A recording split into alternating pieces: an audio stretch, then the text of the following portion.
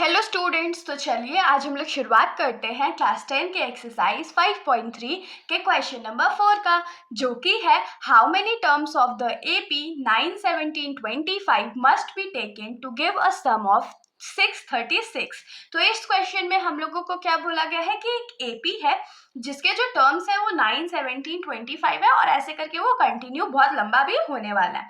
अब इसमें हम लोगों को क्या बोला गया है कि ऐसे कितने टर्म्स हम लोग लेंगे इस एपी का ताकि हमारा जो सम है वो 636 के बराबर आ जाए। तो देखिए क्वेश्चन बहुत सिंपल है। इसमें बस लॉजिक क्या है कि हम लोगों को एपी दे दिया गया है, तो एपी में से जो रिक्वायर्ड ए का वैल्यू है, डी का वैल्यू है, वो तो हम लोग निकालने में टैलेंटेड है। उसके बाद हम लोगों को सम का वैल्यू दे दिया हुआ है। अब जब सम का वैल्यू दिया हुआ है तो सम का फॉर्मूला यूज करेंगे और उसके बाद हम लोग उसको अगर सॉल्व करेंगे सारे वैल्यूज को पुट करके तो हम लोगों को आराम से नंबर ऑफ टर्म्स मिल जाएगा। नंबर ऑफ टर्म्स मतलब एन का जो वैल्यू है वो मिल जाएगा। तो चलिए हम लोग शुरुआत करते हैं। तो जैसे कि हम लोगों को एपी का टर्म्स कितना गिवन है 9, 17, 25 और ऐसे करके ये कंटिन्यू हो रहा है। तो इसमें जो फर्स्ट टर्म है उसमें ए का वैल्यू 9 हो जाएगा। उसके बाद डी का वैल्यू क्या होता है, तो second term minus first term, तो 17 माइनस 9 कितना होता है, तो 8 होता है। ठीक है, ए एन का वैल्यू का हम लोगों को जरूरत नहीं है, हम लोगों को नंबर ऑफ टर्म्स फाइंड करना है जो कि होता है एन का वैल्यू।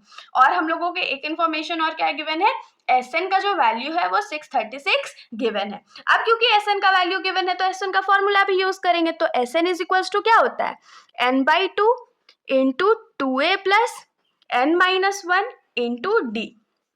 तो एस एन हम लोगों को कितना गिवन है 636 is equals to n/2, 2 into A का वैल्यू हम लोगों को पता है 9, फिर n-1 हम लोगों को नहीं पता है और डी का वैल्यू पता है 8।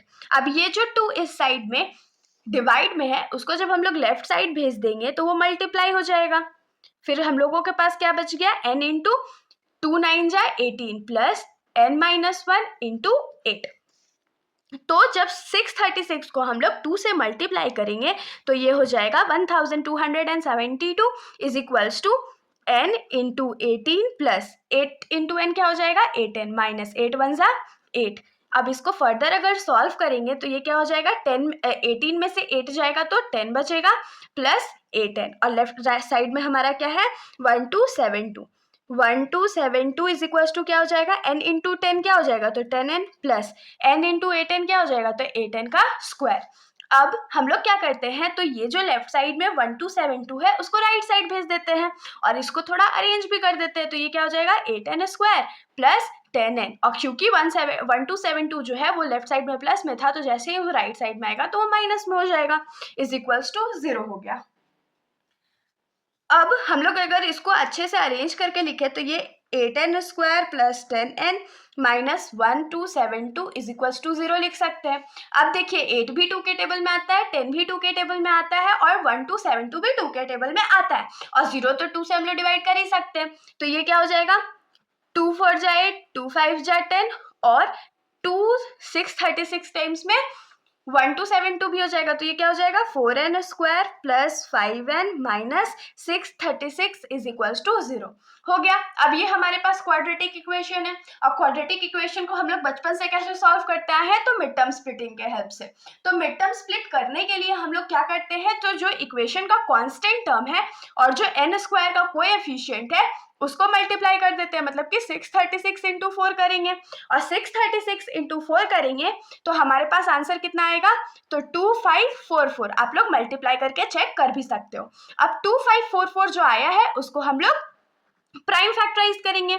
तो ये 2 के टेबल में आता है 1272 टाइम्स में, फिर ये 2 के टेबल में आता है 636 टाइम्स में, फिर ये 2 के टेबल में आता है 318 टाइम्स में, उसके बाद फिर ये 2 के टेबल में आएगा 159 टाइम्स। अब 159 जो है वो तो 2 के टेबल में नहीं आ सकता लेकिन 3 के टेबल में तो आ सकता है ना। तो ये 3 के टेबल में आता है 53 टाइम्स में। अब क्योंकि जो 53 है वो एक प्राइम नंबर है तो उसको आगे हम लोग और प्राइम फैक्टराइज नहीं कर सकते हैं।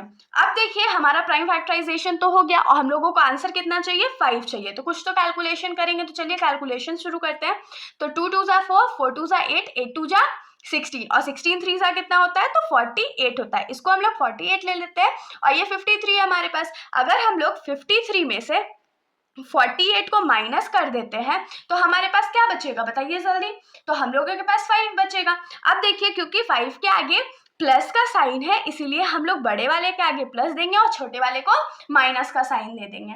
अब इसमें हम लोग क्या करते हैं ना, जैसे 4 और 53 तो एक के टेबल में नहीं आ सकता है, इसीलिए हम लोग 4 के साथ 48 लेंगे। मतलब अगर इसको लिखेंगे तो 48 प्लस 53 लिखेंगे।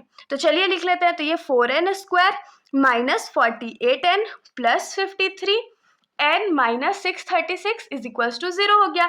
अब इन दोनों में हम लोग 4 और n कॉमन लेंगे तो यहाँ क्या बचेगा n माइनस, अब 4 के टेबल में 48 कितने बार में आता है तो 12 बार में आता है, प्लस इन दोनों में हम लोग कॉमन लेंगे 53, तो 53 अगर कॉमन लेंगे तो हम लोगों के पास क्या बचेगा n माइनस 636 को जब 53 से डिवाइड करेंगे तो 12 आएगा और ये 0 के बराबर हो गया।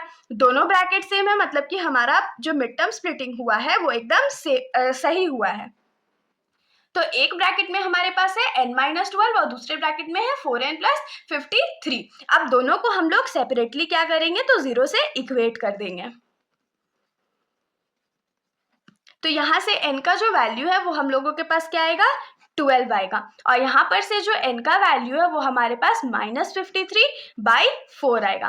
अब मैंने आप लोगों को बहुत बार बताया है कि जो नंबर ऑफ टर्म्स है उसका जो वैल्यू है वो कभी भी नेगेटिव भी नहीं हो सकता है और फ्रैक्शन में तो बिल्कुल नहीं हो सकता है, इसीलिए ये जो हमारा वैल्यू है वो रिजेक्ट हो जाएगा और ये रिजेक्ट हो गया। तो यहाँ पर हम लोग लिखेंगे n is equals to minus 53/4 is rejected because n can not be negative. जो n है वो कभी भी नेगेटिव नहीं हो सकता है और फ्रैक्शन में तो और भी नहीं हो सकता है। तो यहाँ से n का जो वैल्यू है 12 वो हमारा रिक्वायर्ड आंसर है। तो हम लोग थोड़ा सा स्पेस बना के इसको लिख देते हैं कि therefore n is equals to 12 is the required answer.